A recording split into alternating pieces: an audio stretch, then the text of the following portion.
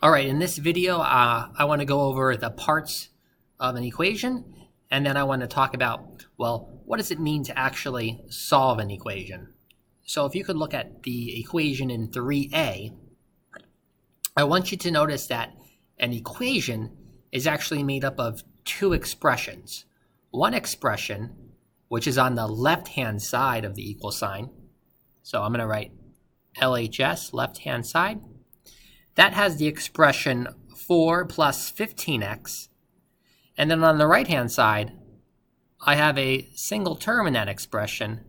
Well, that's just the expression 49. And when I ask you to solve an equation, what it really means is, can you find values for x, if they even exist? That if you replace the x with that number and then evaluate, you'll get a true number sentence at the end. It makes the equation true. So in this first set of exercises, they give you an equation and they want to know, is x equals 3? Right? Is that a solution? Well, let's check. Wherever I see an x, I'm going to replace it with a 3. So my next line of work is going to look like 4 plus 15 times 3 equals, and I'm going to put a question mark here because right now I don't know if that is a true statement. So that question mark is leaving it open for now. Now let's continue to simplify. 4 plus 15 times 3 is 45. Does this equal 49? Well, it's clear to me that the left-hand side is 49. The right-hand side is also 49. So that gives me a true statement, which means x equals 3. This is a solution. So x equals 3 is a solution to that particular equation. Okay, so for B, C, and D, I'm just going to go through the calculations that you would have to do to determine if these numbers are solutions to the given equation. All right, so let's do B. It's helpful for me to draw a line down the equal sign. And my first line of work is, well, wherever I see an x, I'm going to replace it with the candidate, like 5. Is 5 the solution? That's what I'm going to replace the x with. 8 times 5 minus 19. Does this equal negative 4 minus 7 times 5? Okay. 8 times 5 is 40. 40 minus 19, that's going to be 21. So the left-hand side becomes the number 21. And the right-hand side is going to become the number, well, let's see, I have to do negative 4 minus 35. And that's going to be negative 39. So because 21 is not equal to the number negative 39, well, that means that 5 is not a solution. So 5 is not a solution.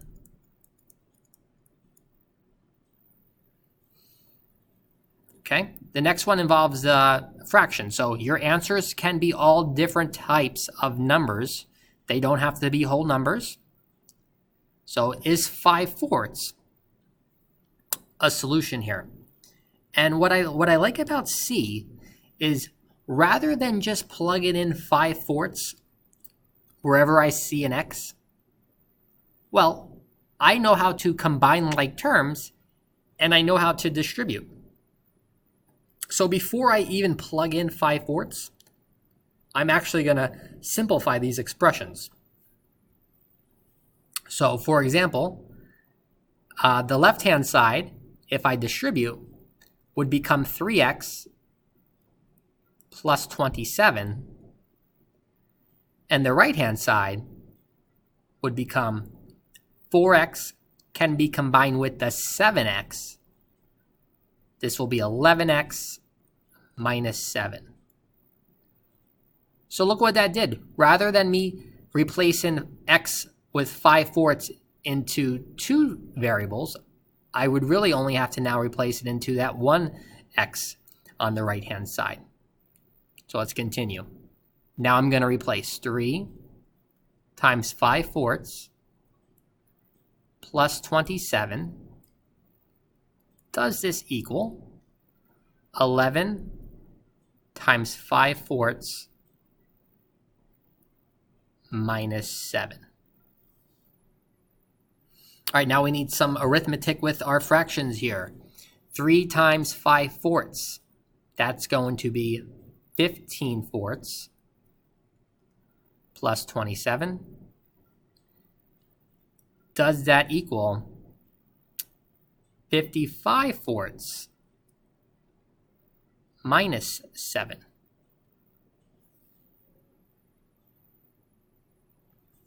So now from here, we would have to get common denominators to add. So I'm going to change the 27 into fourths. And that's going to make the numerator 108. Now that I have like denominators, I can add the numerators.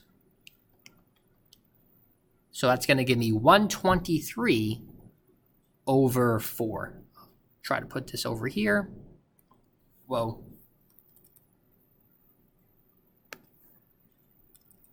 Uh-oh. Alrighty, that looks good. 123 over 4. Whereas the other side is going to become, change this to fourths, the 7 becomes 28. Well, there's no way that 55 minus 28 is going to give me 123. So I don't really care what it equals. I know it's not 123 over 4. So I would say that 5/4 is not the solution. And then finally for D, let's see, can I combine like terms anywhere before I replace the x with 6? I can. On the left-hand side, I have negative 2x and a negative 5x, which would make a total of negative 7x plus 11 equals nothing I can do to the right-hand side. So I'm going to rewrite it. Now replace the x with 6.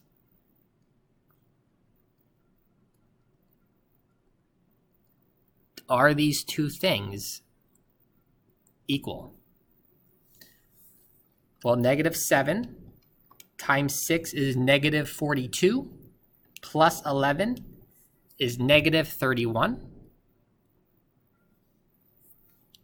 And then 5 minus the 36 on the other side is also negative 31.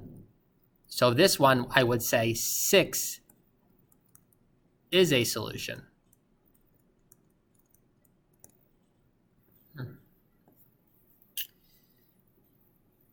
All right, for the last one, what I like about this one is they're saying maybe there's more than one answer. Maybe x equals 4 is a solution, but also maybe x equals negative 4 is a solution. So I like this because not every equation is going to have one answer. So let's check 4 first. So this is the absolute value of 4 plus 2 minus 3 equals 0.5 times 4 plus 1. Well, the absolute value of 4 plus 2 is the absolute value of 6. 6 minus 3, well, that would evaluate to just the number 3. And on the right-hand side, 0.5, half of 4 is 2. 2 plus 1 is also 3. So 4 is a solution. And how about negative 4?